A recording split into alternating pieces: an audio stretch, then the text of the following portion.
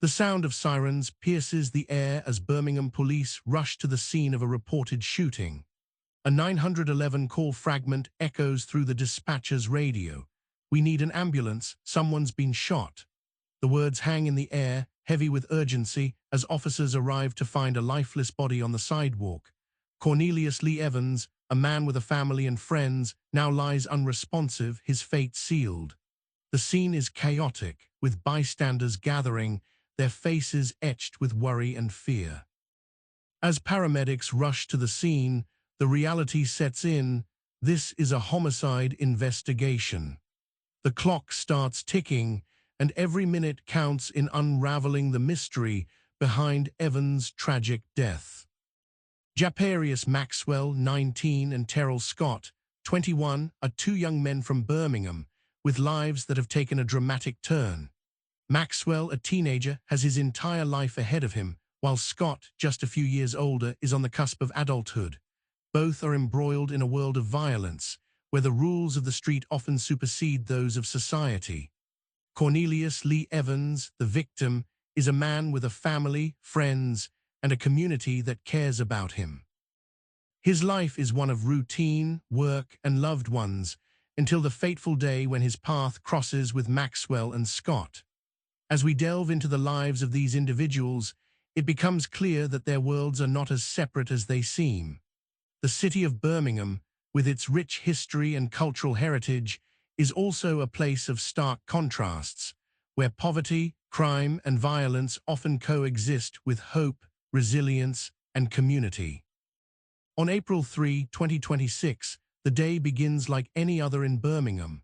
The sun is shining, and the streets are bustling with activity. However, in a matter of seconds, the tranquility is shattered. A gunshot rings out, and Cornelius Lee Evans falls to the ground, his life slipping away. Witnesses scramble to make sense of the chaos as the sound of sirens grows louder. Maxwell and Scott, the alleged perpetrators, are seen fleeing the scene, leaving behind a trail of destruction and despair. As the police arrive, they are met with a scene of utter devastation. The investigation begins, and the clock starts ticking. Every minute counts in uncovering the events surrounding Evans' death. The police work tirelessly, collecting evidence, interviewing witnesses, and piecing together the events of that fateful day. The Birmingham Police Department springs into action, responding to the 911 call with haste. Officers arrive at the scene, securing the area and tending to the victim. As the investigation unfolds, detectives begin to canvass the neighborhood, searching for witnesses and surveillance footage. The police work diligently, following leads and gathering evidence. The community is shocked, and the police are determined to bring justice to the family of Cornelius Lee Evans. As the investigation progresses, Maxwell and Scott emerge as prime suspects, and the police work to build a case against them.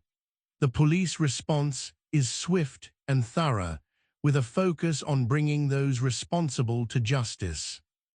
Key evidence is collected from the crime scene, including shell casings, witness statements, and surveillance footage.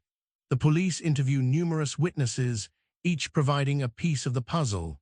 Forensic findings reveal a telling story as the evidence mounts against Maxwell and Scott. The prosecution builds a strong case, relying on the testimony of witnesses and the physical evidence collected. As the case against Maxwell and Scott grows stronger, the community waits with bated breath, eager for justice to be served. The evidence is meticulously examined, and the witnesses are thoroughly interviewed to ensure that every detail is accounted for. Japarius Maxwell and Terrell Scott are charged with capital murder, facing the possibility of life in prison or even the death penalty. The trial is a dramatic and intense affair, with the prosecution presenting a wealth of evidence against the defendants. The defense argues that the evidence is circumstantial, but the prosecution counters with a compelling narrative of guilt. In the end, justice is served, as Maxwell and Scott are found guilty of capital murder. The verdict is met with a mix of emotions as the community breathes a sigh of relief, while the families of the defendants struggle to come to terms with the outcome. The shooting death of Cornelius Lee Evans sends shockwaves through the Birmingham community. Neighbors, friends, and family members are left to pick up the pieces, grappling with the senseless loss of life. The incident highlights the ongoing struggle with violence and crime in the city as residents call for greater action to be taken. The community comes together, supporting the family of the victim and advocating for change.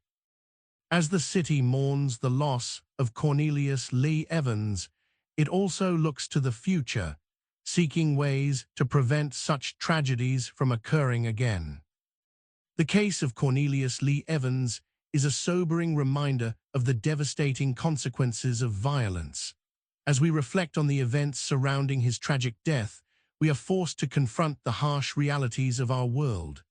Japarius, Maxwell, and Terrell Scott, two young men with their entire lives ahead of them, have been forever changed by their actions.